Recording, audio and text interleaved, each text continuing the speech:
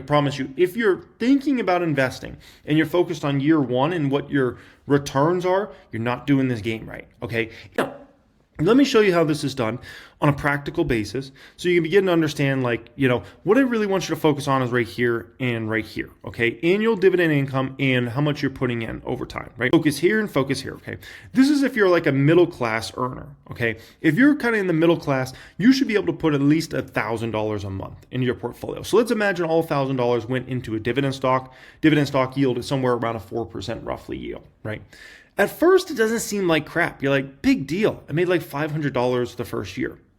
Don't focus on the first year results. I could promise you, if you're thinking about investing and you're focused on year one and what your returns are, you're not doing this game right, okay? It's very similar to going to the gym. And I'm sure a lot of people can, understand this. You go to the gym and you start working out, right? You get a gym membership. You're all jacked up. Like, I'm going to get in great shape, right?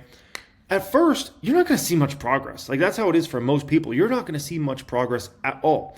But as you keep putting in the work, all of a sudden if you're trying to drop weight, you're going to start seeing those pounds come off. You're going to start feeling better about yourself. Your body's going to start looking better, right? If you're trying to go for gains, like as time ticks on, the mass begins to accumulate, right? Same exact thing in investing and same exact thing with dividends. As time goes on, it begins to really work in your advantage and it really becomes your friend. At first, it might not look like much, and you might look at it and be like, oh, I'm putting in all this work. Is it really worth it? Trust me, as the years tick on, you're going to look back and be like, oh my gosh, was this worth it in the end, right?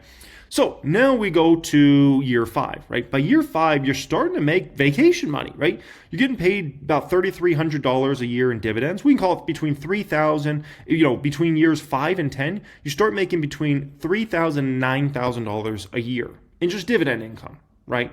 That's vacation money right there. You can go on some nice vacations with that money, right?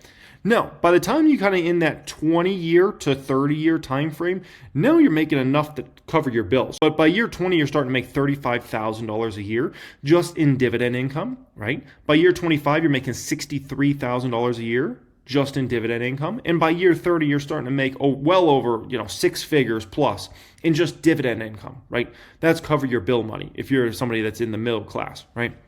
And so you got to understand, like, by the time you're into year 5 to 10, you're already making very nice vacation. That will pay for your vacations the whole year.